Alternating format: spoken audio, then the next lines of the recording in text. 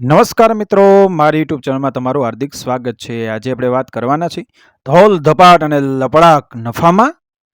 એક વાત છે નટવરલાલ, તમારું ખાતું હમણાં બગડતું જાય છે. હિસાબમાં ભૂલો વધતી જાય છે. ના છૂટકે મારે તમને છૂટા કરવા પડશે. ગણપત શેઠનો ઠપકો સાંભળી રહેલા નટવરલાલની આંખે આંસુ આવી ગયા. આ એ જ ગણપતલાલ હતા જે વર્ષો પહેલા પોતાની ધમધમતી પેઢીના મુનિમ હતા. પરિસ્થિતિ બદલાઈ, શેઠ આજે મુનિમ અને મુનિમ આજે શેઠ હતા. નટવરલાલની જિંદગીના ઢળતા દિવસો હતા. તેમના દીકરા આયુધના રંગે ચંગે લગ્ન પત્યા. પૈસાની રેલમછેલ ધરાવતા નટવરલાલે કરેલ જલસો જોઈ ભલભલા મોંમાં આંગળા નાખી ગયા. વૈભવી ખૂબ રૂપાળી અને પાછી ભણેલી પણ ખરી. એટલે તો આયુધે વૈભવીને પસંદ કરી. પછી ભલે વૈભવીના પિતા આર્થિક રીતે ઘસાયેલા હતા, એમણે પણ વૈભવીના સુખ ખાતર આયુધને પસંદ કરેલો. દીકરી દુઃખી નહીં થાય એવી હૈયાધારણા સાથે લગ્નના 5મા દાડે સવારે એ વૈભવી સાસુનો ચાનો કપ ટીપોઈ પર મૂકવા ગઈ. તે સાસુનો સણસણતો તમાચો તેના રૂપાળા ગાલ પર છાપ બની ઉપસી ગયો. વાંક માત્ર એટલો કે મગમાં ચા લાવવાને બદલે વૈભવી ચા કપ રકાબીમાં લાવી હતી. તે નટવરલાલ છાપું વાંચતા બેઠા હતા. તેમણે આની કશી જ નોંધ ન લીધી અને આયુધ તો માં આગળ બોલી પણ શું શકે. વૈભવી ઘરનું સગળું વાતાવરણ પામી ગઈ. ક્યાંય કશી દાદ ફરિયાદ થાય એમ જ ન હતી. એને ચિંતા એના પિતાજીની હતી, જે દીકરીના સુખના સપના જોતા. બાપનું તો હૈયું જ ફાટી જાય ને. વૈભવીને સહન કરવા સિવાયનો વિકલ્પ જ ન હતો.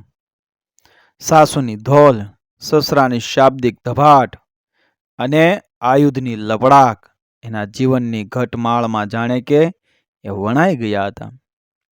આજે નોકરે ગામડે જવાની રજા માગી તો તેણે માગી તેનાથી વધુ દિવસની રજાઓ મંજૂર કરી તેને જવા દીધો. તો વળી રસોઈ કરવાવાળી બાઈને તો સામેથી રજા મળી. ધીરે ધીરે વહુ રાણીનો કોસેટો તૂટીને ક્યારેય વૈભવીમાં કામવાળી પ્રગટી ગઈ. તેનો તો વૈભવીને પણ ક્યાં ખ્યાલ રહ્યો. ઘરના તમામ કામ વૈભવીએ એકલા હાથે કરવાના અને ઉપરથી ધોલ ધપાટ અને લપડાક નફામાં. વૈભવી ભણેલી અને સંસ્કારી હતી એમ હાર માને એવી નહોતી. સવારે વહેલી ઉઠી ઘરકામમાં લાગી જાય. તે છેક રાત્રે મોડા સુધી કામમાં, ક્યાંય ચૂક ન રહે એવી ચીવટ તો ખરી જ હતી. ઠપકા, મેણા અને ધોલ ધપાટ અને લપડાક સહન કરતા કરતા પણ પોતાને આત્મવિશ્વાસ ખરો કે એક દિવસ એ પોતાના કામથી અને સહન શક્તિથી બધાને એ વશ પણ કરી લેશે. પણ આ ધારણા એની ખોટી હતી. દીકરો વૈભવીનું રૂપ જોઈ અંજાયો હતો અને કુટુંબ પોતાની સમકક્ષ પૈસા પાત્ર ન હતું એ વાત નટવરલાલને અને તેમના પત્નીને ખૂબ કઠી હતી. પણ એકના એક દીકરાના નિર્ણય સામે તેમને નમતું ઝોકવું પડ્યું. તેનો ડંખ તેમના વૈભવી સાથેના વર્તનથી સ્પષ્ટ એ થતું હતું. અને ત્યારે વૈભવીના તમામ પ્રયત્નો નિષ્ફળ. એક દિવસ શાક માર્કેટમાં શાક લેવા ગયેલી વૈભવીને તેના પિયરનો ભાઈ નયન મળી ગયો.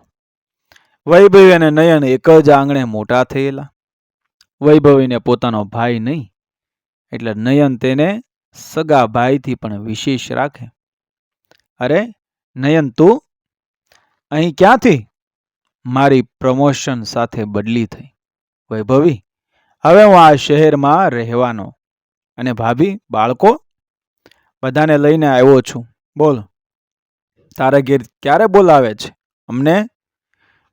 નયનના આ પ્રશ્નથી વૈભવી ઢીલી પડી ગઈ. તેનો રડમસ ચહેરો નયન તાકી રહ્યો. વૈભવી તો સુખી તો છે ને બેન? નયનના પ્રશ્નના ઉત્તરમાં વૈભવી છૂટા મોંઢે રડી પડી. આજ સુધી છુપાવી રાખેલા આંસુને ડુસકા તે છુપાવી ના શકી. પિતાજીને કશો અણસાર ન આપવાની શરતે તેણે નયન આગળ પોતાનું હૈયું હળવું કર્યું. નયનની આંખોમાં પણ અનરાધાર આંસુ છલકી ગયા.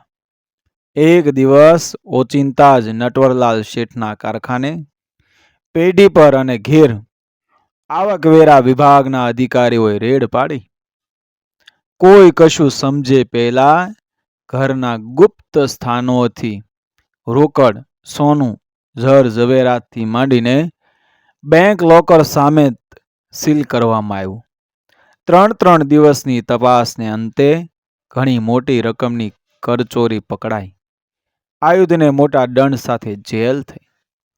ગઈકાલે વૈભવમાં આળોટતા નટવરલાલનું કુટુંબ આજે ભાડાના નાનકડા મકાનમાં રહેતું થઈ ગયું. અને ગઈકાલ સુધી પોતાની પેઢીનો મુનીમ એ આજે નટવરલાલનો શેઠ વૈભવી આયુધથી છૂટી થઈ, પોતાના પગભર થઈ ગઈ. નટવરલાલ પોતાના શેઠનું ઇન્કમ ટેક્સ રિટર્ન ફાઇલ કરાવવા ઇન્કમટેક્સ ઓફિસે ગયા હતા. ત્યારે નયન ઇન્ચાર્જ અધિકારી હતો. નયન નટવરલાલને ઓળખતો હતો. પોતાની સામેની ખુરશી પર નટવરલાલને બેસાડી નયને જે થપ્પડ મારી એનો ચચરાટ નટવરલાલથી કદી ભૂલાય એવો ન હતો. નટવરલાલ, વૈભવીની બાતમી અને ગુપ્ત અરજીથી તમારા ઘેર અમે રેડ પાડી હતી. આ લપડાકથી તો નટવરલાલની આંખે એ અંધારા આવી ગયા. મિત્રો, વિડીયો પસંદ આવ્યો મારી ચેનલ સબસ્ક્રાઈબ કરો, ફોલો કરો, શેર કરો. મળીએ આવી જ ઘટનાને પ્રેરણાદાયક વાર્તાઓ સાથે આગળના વિડીયોમાં. બન્યા રહેજો મારી ચેનલ સાથે. જય શ્રી કૃષ્ણ, રાધે રાધે, જય શ્રી રામ.